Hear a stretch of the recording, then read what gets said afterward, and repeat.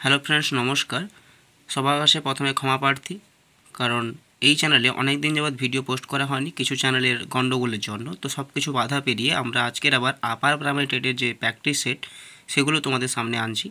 তো একে একে দেখো এবং প্লিজ ভিডিওটি শেষ পর্যন্ত দেখতে থাকো। তো চলো শুরু করা যাক। প্রথমে কোশ্চেন দেখো, এখানে কি দেওয়া আছে? শিশুর উন্নতির উপর পরিবেশে কখন তার প্রভাব বিস্তার করে? শিশুর উন্নতির উপর পরিবেশ কখন তার প্রভাব বিস্তার করে? অপশানগুলো দেখো, কী দেওয়া আছে? যখন তার সন্তান জন্মায়, স্বাধীনভাবে চলাফেরা শুরু হওয়ার পর, জন্মের পর থেকে, এবং যখন বিদ্যালয়ে যায়। ঠিক আছে, তাহলে শিশুর উন্নতির উপর পরিবেশের কখন তার প্রভাব বিস্তার করে, অপশান কোনটা হয় বলো? এখানে রাইট অপশানটা আমরা দেখে নেব কোনটা রয়েছে। তো দেখো এখানে অপশান কোনটা, জন্মের পর থেকে। ঠিক আছে, জন্মের পর থেকে এটি হচ্ছে রাইট অ্যান্সার। চলো তারপরে কোশ্চেন দেখো, কোশ্চেনগুলো বুঝবে ভালো করে, কারণ যেহেতু সিডিপি পেডাগজিক্যাল কোশ্চেন বা সিডিপি কোশ্চেন, তো সেই যেহেতু টপিকগুলো তোমাদের ভালো করে বুঝতে হবে, কোশ্চেনটাকে ভালো করে দেখতে হবে। তারপর দেখো পরের প্রশ্ন কী দেওয়া আছে? বই কিভাবে ছাত্র ও শিক্ষককে সংযোগের কার্যকরী মাধ্যম হয়ে উঠতে পারে? বই ছাত্র শিক্ষকের সংযোগের কার্যকরী মাধ্যম হয়ে উঠবে কোন পদ্ধতিতে? বিষয়বস্তুর ব্যাখ্যামূলক হলে, বিষয়বস্তু ছবি দিয়ে বোঝানো হলে, বিষয়বস্তু আয়ত্তাধীন থাকলে, এবং হিন্দি মাধ্যম হলে। দেখো প্রথমত হিন্দি মাধ্যম তো এটা বাদ যাবে, কারণ ছাত্র বিভিন্ন ভাষী হতে পারে। বিষয় আয়ত্তাধীন হলে এইটা যেমন ঠিক, তেমন ছবি দিয়ে বোঝানো, এই দুটো অপশান তাও ঠিক করা যেতে পারে। কিন্তু এর চাইতেও যেটা আছে, যে বিষয়বস্তু ব্যাখ্যামূলক হলে, অর্থাৎ একটা বিষয়বস্তু যখন কোনো বিস্তারিত তোমাদের যখন বলতে হবে, আচ্ছা তোমাদের একটা দেখো, এই যে এখন যেটা কোশ্চেনটা আলোচনা করছি, এর আগের কোশ্চেনটা আমি জাস্ট বলে চলে গেলাম। তো এইখানে বিস্তারিত করার জন্য যে পোর্শনটা, ঠিক আছে, এই হিসেবে তোমাদের সঙ্গে আমাকে কিছুটা হলেও কানেক্ট করছে। ঠিক আছে, তাহলে আমরা রাইট অপশানটা দেখে নিই কী রয়েছে। দেখো বিষয়বস্তুর ব্যাখ্যামূলক, ঠিক আছে, বিষয়বস্তু ব্যাখ্যামূলক হলে, ঠিক আছে, অপশান বুঝতে পেরেছো। চলো তারপরে কোশ্চেন দেখো কি রয়েছে। এখানে পরের প্রশ্নটা দেখো কি রয়েছে, কোনো বিষয়কে বারবার পড়ে শেখাকে কি বলে? দেখো অপশান দেখো, মুখস্থ পদ্ধতি, সমগ্র পদ্ধতি, আবৃত্তি পদ্ধতি, অবিরাম পদ্ধতি। তাহলে কোনো বিষয়কে বারবার পড়ে শেখাকে কি বলে বলো? তোমরা বলো কমেন্টে, বলো কোনটা হবে। কোনো বিষয়কে যদি বারবার পড়ে শেখাকে বলে, আমরা অপশানটা দেখে নিই কী রয়েছে। এখানে দেখো রাইট অপশানে কী রয়েছে, আবৃত্তি পদ্ধতি। ঠিক আছে, তাহলে কোনো বিষয়কে বারবার পড়ে শেখাকে বলা হয় আবৃত্তি পদ্ধতি। তারপর দেখো কি রয়েছে, এখানে দেখো কি বলেছে, সহং বলতে কি বোঝো বা কি বোঝায়? অপশানগুলো দেখো, বুদ্ধি বিচারের স্তর, আত্মকেন্দ্রিক মনোভাব, অপরের ইচ্ছা অনিচ্ছার গুরুত্ব, এবং শিক্ষা গ্রহণের মনস্তত্ত্ব। তাহলে সহং বলতে কি বোঝায়? বুদ্ধি বিচারের স্তর, নাকি আত্মকেন্দ্রিক মনোভাব, নাকি অপরের ইচ্ছার অনিচ্ছার গুরুত্ব, নাকি শিক্ষা গ্রহণের মনস্তত্ত্ব? বলো, আমরা রাইট অপশান দেখি কোনটা আছে, বুদ্ধি বিচারের স্তর। ঠিক আছে, অর্থাৎ সহং বলতে বোঝায় বুদ্ধি বিচারের স্তরকে। ঠিক আছে, চলো পরে কোশ্চেন দেখো কি রয়েছে। হ্যাঁ, এগুলো যদি কেউ পিডিএফ চাও তাহলে আমাকে কমেন্ট করবে। ঠিক আছে, আমি চেষ্টা করব তোমাদের টেলিগ্রামে দেওয়ার, এবং টেলিগ্রামের লিঙ্কও দেওয়া আছে, তোমরা গিয়ে জয়েন করতে পারো। এখানে দেখো পরের প্রশ্নটি কী রয়েছে, আধুনিক শিক্ষক তার শিক্ষার্থীর কাছে কেমন? আধুনিক শিক্ষক তার শিক্ষার্থীর কাছে কেমন? এখানে অপশান দেখো কী দেওয়া আছে, হিতৈষী বন্ধু, শিক্ষাদাতা, মন্ত্রণাদাতা ও গুরুজন, এবং উপরের সব কয়টি। দেখো আধুনিক শিক্ষক তার শিক্ষার্থীর কাছে কেমন হবে? হিতৈষী বন্ধুর মতো হবে, নাকি শিক্ষাদাতা হবে, নাকি মন্ত্রণাদাতা বা গুরুজন, নাকি উপরের সব কয়টি? দেখো হিতৈষী বন্ধুও হতে হবে, শিক্ষাদাতাও হতে হবে, মন্ত্রণাদাতাও হতে হবে, এবং গুরুজন হতে হবে, অর্থাৎ উপরের সব কয়টি। তো আমার মতে উপরের সব কয়টি। এখন অ্যান্সারটা দেখার পালা কী রয়েছে। ঠিক আছে, হ্যাঁ, তো উপরের সব কয়টি হচ্ছে রাইট অ্যান্সার। ঠিক আছে, চলো তারপরে কোশ্চেন দেখো কী রয়েছে। এখানে দেখো কি বলেছে, শিক্ষার মৌলিক প্রয়োজনীয়তা কী? দেখো মানসিক চাহিদা তৃপ্ত করা, জৈবিক প্রয়োজনীয়তা মেটানো, সামাজিক চাহিদা পরিতৃপ্ত করা, এবং উপরের সব কয়টি। তাহলে শিক্ষার মৌলিক প্রয়োজনীয়তা কী বলো? এখানে কি রয়েছে, মানসিক চাহিদা তৃপ্ত করা, জৈবিক প্রয়োজনীয়তা মেটানো, সামাজিক চাহিদা পরিতৃপ্ত করা, উপরের সব কয়টি। তাহলে শিক্ষার মৌলিক পয়েন্ট থেকে আমরা অপশানটা দেখে নিই, রাইট আনসার দেখে নিই কী রয়েছে। দেখো উপরের সব কয়টি, অর্থাৎ সামাজিক চাহিদা পরিতৃপ্ত করা এটাও হয়, জৈবিক প্রয়োজনীয়তা মেটাতে এটাও সাহায্য করে শিক্ষা, এবং মানসিক চাহিদা তৃপ্তি করা, অর্থাৎ শিক্ষা হচ্ছে তিনটে কাজই হয়, অর্থাৎ উপরে সব কটি হচ্ছে অ্যান্সার। ঠিক আছে, চলো পরের কোশ্চেনটা দেখো কী রয়েছে। এখানে বলেছে দেখো, পড়াবার পর একজন শিক্ষকের কী করা উচিত। পড়াবার পর একজন শিক্ষকের কী করা উচিত। অপশানগুলো দেখো, পাঠ্য বিষয় থেকে প্রশ্নের উত্তর জিজ্ঞাসা করা, অনুশীলনীর থেকে প্রশ্নগুলির উত্তর বলে দেওয়া, এবং তারা লিখুক বা না লিখুক তাদের ছেড়ে দেওয়া, এবং ছাত্ররা কতটা বুঝতে পেরেছে তা পরীক্ষা করা। দেখো পাঠ্য বিষয়ের থেকে প্রশ্নের উত্তর জিজ্ঞাসা করা এটা হতে পারে, অনুশীলন থেকে প্রশ্ন উত্তর বলে দেওয়া।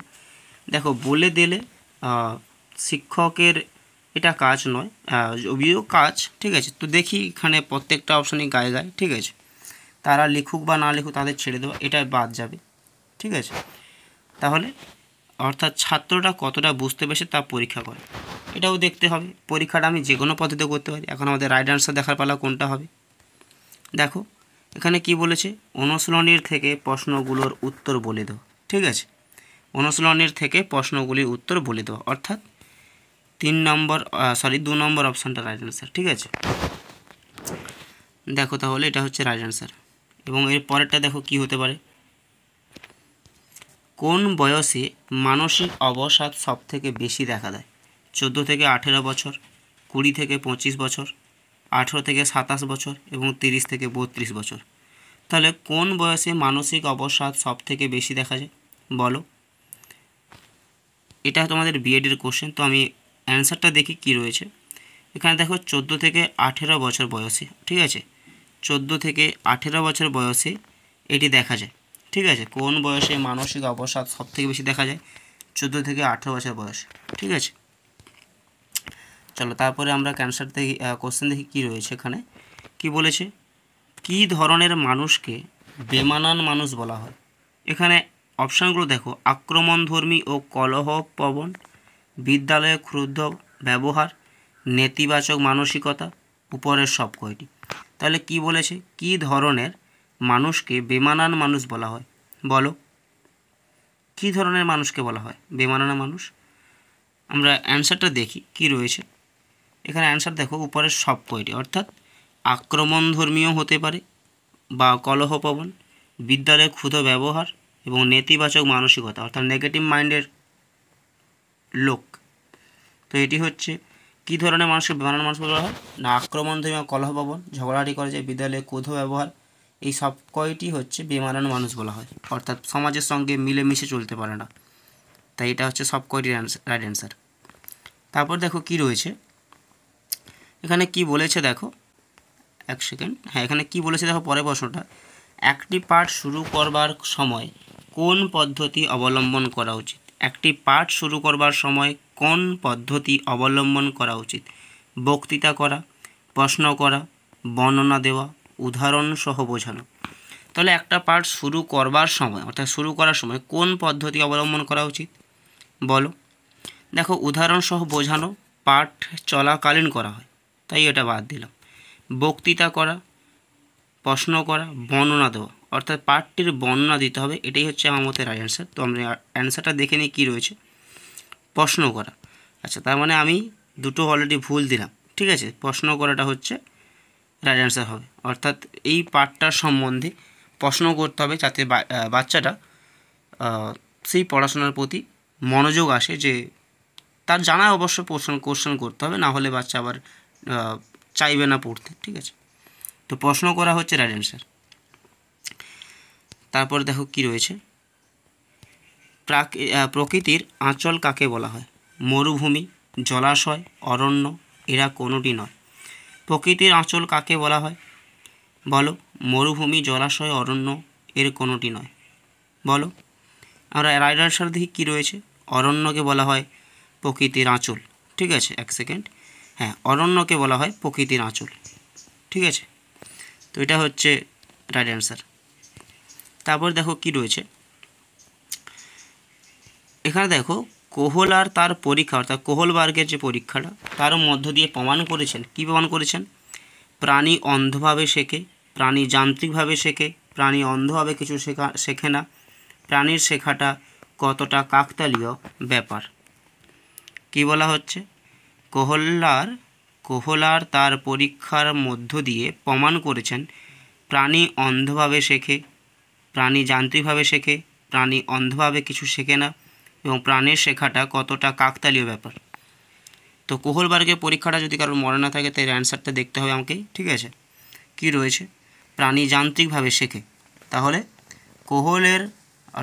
কোহলবার্গের যে পরীক্ষা তার মধ্যে প্রমাণ হয়েছে প্রাণী যান্ত্রিকভাবে শেখে, ঠিক আছে? চলো তারপরে কোশ্চেন দেখো। এখানে বলেছে ভোপাল গ্যাস দুর্ঘটনা কবে হয়েছিল? 1984 সালে, 1985, 1986, 1987 সালে। তাহলে ভোপাল গ্যাস দুর্ঘটনা কবে হয়েছিল বলো? অ্যান্সারটা দেখো কি রয়েছে, 1984 সালে, ঠিক আছে? 1984 সালে ভোপাল গ্যাস দুর্ঘটনা ঘটেছিল। এখন এতটা অবধি থাক। এবার তোমরা কমেন্ট সেকশনে কমেন্ট করবে তোমাদের এই রকমভাবে করলে ভালো হচ্ছে জিনিসটা, নাকি যদি লাইভে এসে এটাকে সবার সামনে তুলে ধরে সবাই কমেন্ট করবে তাতে আরও ভালো লাগবে। তো সেই ব্যাপারটা তোমরা কোনটা চাও বলো, যার জন্য এটা ছোটো করা ভিডিওটা। তো দেখতে থাকো এবং পরে পরে আরও আসবে এবং তোমাদের কমেন্টে যদি বলো লাইভে করতে তাহলে লাইভ দিয়ে এটা বসে দেওয়া হবে, ঠিক আছে? এবং এরপরে আরও অনেক সিডিপির কোশ্চেন বা আপার প্রাইমারি টেটের কোশ্চেন রয়েছে। তো তোমরা কমেন্ট সেকশনে যদি বলো তাহলে আশা করি এটা আমি খুব শীঘ্রই তোমাদের সামনে লাইভ নিয়ে আসতে পারবো। এবং ধন্যবাদ তোমাদের খুব শীঘ্রই আমাকে 1K-তে পৌঁছে যাওয়ার জন্য। ধন্যবাদ, দেখা হচ্ছে পরের ভিডিওতে। এবং তোমাদের মতামত আমার জন্য খুব কার্যকরী মতামত দাও এবং চ্যানেলটিকে সাবস্ক্রাইব করে আরও আগে বাড়াতে সাহায্য করো। ধন্যবাদ।